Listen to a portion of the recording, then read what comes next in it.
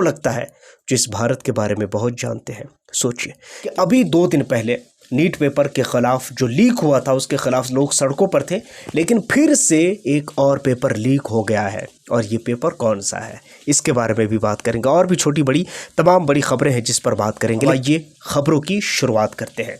सबसे पहली खबर यह है कि इस वक्त अभिजीत दीपके और सोनम वांगचुक और कुणाल कामरा, इन तीनों के ऊपर FIR हो चुका है।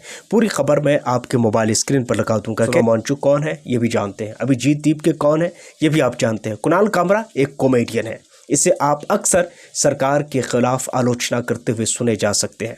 ये सरकार के कई ऐसे कामों को लेकर ट्रोल करते रहते हैं, सरकार को बताते रहते हैं उनको कि आपने ये काम यहाँ गलत किया, यहाँ ये किया, वहाँ वो किया।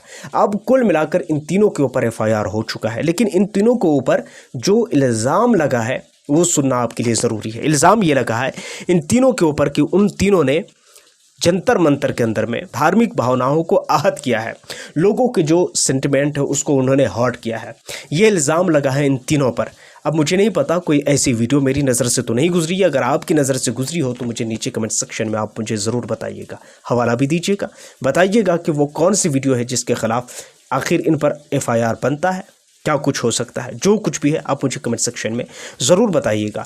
दूसरी बड़ी खबर यह है कि वही अभिजीत दीपके जो दोबारा ये बात कह रहे हैं कि सुप्रीम कोर्ट और साथ में सरकार से जो हमारी वार्तालाप हुई थी उन दोनों के बीच में अभी जो टाइम पीरियड हमने दिया था कि इतने दिनों में हमारे वो लोग जिन पर FIR हुआ है उन तमाम लोगों को रिलीज़ करना होगा, अभी तक रिलीज़ नहीं किया गया है सरकार की तरफ से। और ये कहीं ना कहीं चिंता का विषय है। अगर ऐसे ही रहा तो दोबारा हम जंतर मंतर और दोबारा हम धरना प्रदर्शन करने को तैयार बैठे हैं। इसी के साथ आपको याद होगा कल की वीडियो में मैंने बताया था कि जब धर्मेंद्र प्रधान सांसद भवन पहुंचे तो उनका किस तरह से भव्य स्वागत किया गया था। इस स्वागत को लेकर के अब वही स्वागत धर्मेंद्र प्रधान के गले पड़ गई है। राहुल गांधी ने भी ये आवाज़ उठाई और कहा कि वो स्वागत किस बात का है, किस बात का। सोचिए कई राहुल गांधी के नेता हैं जो ये कह रहे हैं कि ये स्वागत ऐसा स्वागत है जैसे मानो जैसे पाकिस्तान से उन्होंने जंग जीत करके और यहाँ आया हो। CJP के नेता सौरभ दास ने भी कहा है, क्या कुछ कहा है BBC न्यूज़ की पूरी रिपोर्ट में आपके सामने लगा दूंगा। इसने भी जो बात कही है उसे सुनना चाहिए। इन्होंने भी यही सेम बात कही है कि आखिर उन तमाम लोगों का फ्यूचर ख़राब करने वाला धर्मेंद्र प्रधान, उनकी वजह से 20 से 22 बच्चों की जान गई और इन तमाम चीज़ों के बाद धर्मेंद्र प्रधान का स्वागत इस तरह होता है।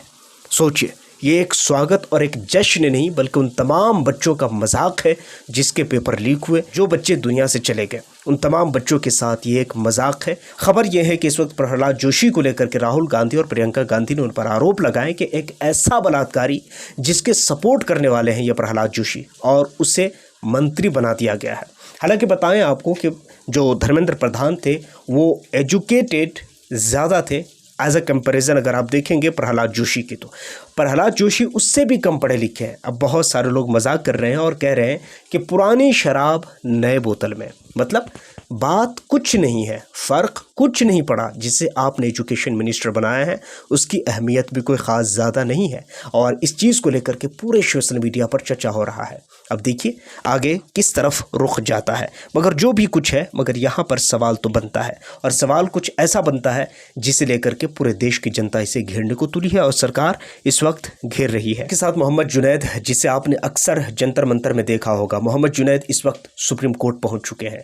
सुप्रीम कोर्ट में उन्होंने जा करके और याचिका दायर की है जिसमें उनका दावा है कि पुलिस उन्हें पकड़ कर ले गई, उनको प्रताड़ित किया गया और उनको बहुत ज़्यादा तकलीफ पहुंचाई गई।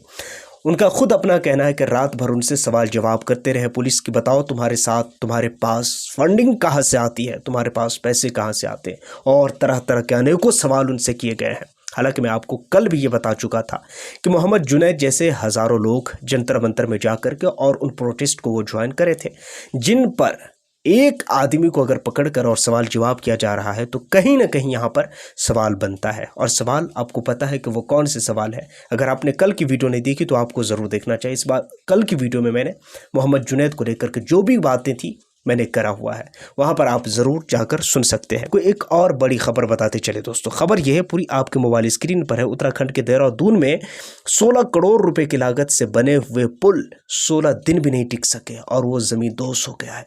सोचिए कि भ्रष्टाचार किस लेवल पर है। और वैसे भी उत्तराखंड के ये मंत्री जिसे आप अभी मोबाइल स्क्रीन पर देख रहे हैं, इसे भी दूसरा योगी बनने का बहुत शौक है। अब सोचिए कि एक मंत्री अगर धार्मिक चोला ओढ़ ले तो लोग सवाल ही नहीं करते उससे। लोगों को लगता है कि ये गलत करेगा तो भी ठीक है, सही करेगा तो भी ठीक है। मगर मैं हमेशा कहता हूं कि कभी भी लोकतंत्र में, जब भी आप लोकतंत्र नाम लेते हो तो फिर ये धार्मिक एंगल मत देखो। जिस दिन आप धार्मिक एंगल देखना शुरू कर दोगे ना, उस दिन आप सवाल करने का हक और अधिकार खो दोगे। इसलिए धार्मिक एंगल देखना यहाँ पर खुद इंसान की गलती होती है। यहाँ पर धार्मिक एंगल नहीं, बल्कि यहाँ पर लोकतंत्र के एंगल से देखा जाए तो सोचिए कि 16 करोड़ की लागत से बने हुए पुल अगर 16 दिन भी ना टिक सके तो आखिर गलती किसकी होगी। आइए असम की भी बात कर लेते हैं। असम के अंदर में फ्रॉड्स की वजह से इस वक्त 68 लोगों की मौत हो चुकी है। 68, मैंने कल की वीडियो में भी इसके बारे में बात किया हुआ है। 68 लोगों की मौत। सोचिए कि इसका जवाब दे आखिर कौन होगा।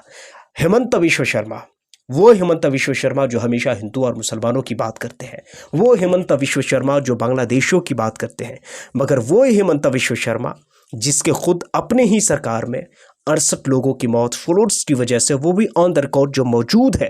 मैं उन खबरों की बात नहीं करता, मैं उन मौतों की बात नहीं करता जो रिकॉर्ड पर नहीं आए हैं, जो कागज़ और पेपर और नेट और इंटरनेट और गूगल पर नहीं आया है। मैं उन खबरों की बात कर रहा हूं जो ऑन द रिकॉर्ड गूगल पर मौजूद है, ऑन द रिकॉर्ड जो नेट पर मौजूद है। 68 लोगों की मौत। वैसे भी अगर आप देखेंगे तो मौतों की संख्या कहीं ज़्यादा होंगी, मगर जो रिकॉर्ड है वो मैं आपके सामने रख रहा हूँ। 68 लोगों की मौत हो गई है, मगर सरकार और मीडिया पूरी तरह से खामोश है। खामोश क्यों है? सोचिए, जो लोग मरे हैं क्या वो भारतीय नहीं थे? क्या उनका भी नाम अब बांग्लादेशियों में लिखा जाएगा, या ये कहकर उसे ख़त्म कर दिया जाएगा कि जो लोग 68 लोग मरे वो बांग्लादेशी थे? पता नहीं क्या कुछ होने वाला है, मगर जो कुछ भी है मैंने आपके सामने ये खबर रखा हुआ है 2 वीडियोस में। आगे आपकी मर्जी। दोस्तों अब आइए एक और इंटरेस्टिंग खबर आपको दिखाना चाहता हूं। खबर पूरी आपके मोबाइल स्क्रीन पर है। ये वन इंडिया हिंदी की रिपोर्ट है। कहते हैं धर्मेंद्र प्रधान के इस्तीफे के 2 दिन बाद गुजरात में BAMS पेपर लीक, जिम्मेदार कौन होगा? डेफिनेटली आप किसे जिम्मेदार समझते हैं? सोचिए कि अभी इसी पेपर लीक को लेकर के पूरे देश में धरना प्रदर्शन हुआ, मगर फिर से पेपर लीक हो गया। और यही वजह है कि बहुत सारे एक्सपर्टीज़ बताते हैं कि जो जंतर मंतर में धरना प्रदर्शन हुआ, लोगों ने आकर के जो मार खाई, जो मारा पीटा, खुद भी मार खाई, सब कुछ हुआ वहाँ पर। मगर इन तमाम चीज़ों के बाद सबसे बड़ा सवाल अब भी बाकी है, क्या सच में भारत में अब पेपर लीक जैसा बड़ा अहम मुद्दा क्या ख़त्म हो जाएगा? मुझे तो लगता है नहीं। और ये मुझे नहीं लगता है, ये भारत के उन बड़े बड़े एक्सपर्टीज़ लोगों को लगता है जो इस भारत के बारे में बहुत जानते हैं। सोचिए कि अभी इसी पेपर लीक को लेकर के पूरे देश के अंदर में धरना प्रदर्शन हुआ था और फिर से गुजरात के अंदर में पेपर लीक हो गया है। क्या समझते हैं आप? नीचे कमेंट सेक्शन आपके लिए ओपन है। इन तमाम बड़ी खबरों के बारे में आप क्या सोचते हैं? नीचे कमेंट सेक्शन में ज़रूर बताइएगा। पहली बार आए हैं सब्सक्राइब ज़रूर कर लीजिए, बेल आइकन को प्रेस कर लीजिए। अपना बहुत सारा ख्याल रखिए। मिलता हूँ किसी और वीडियो ऑन टॉपिक के साथ बहुत जल्द। जब तक के लिए थैंक यू फॉर वॉचिंग।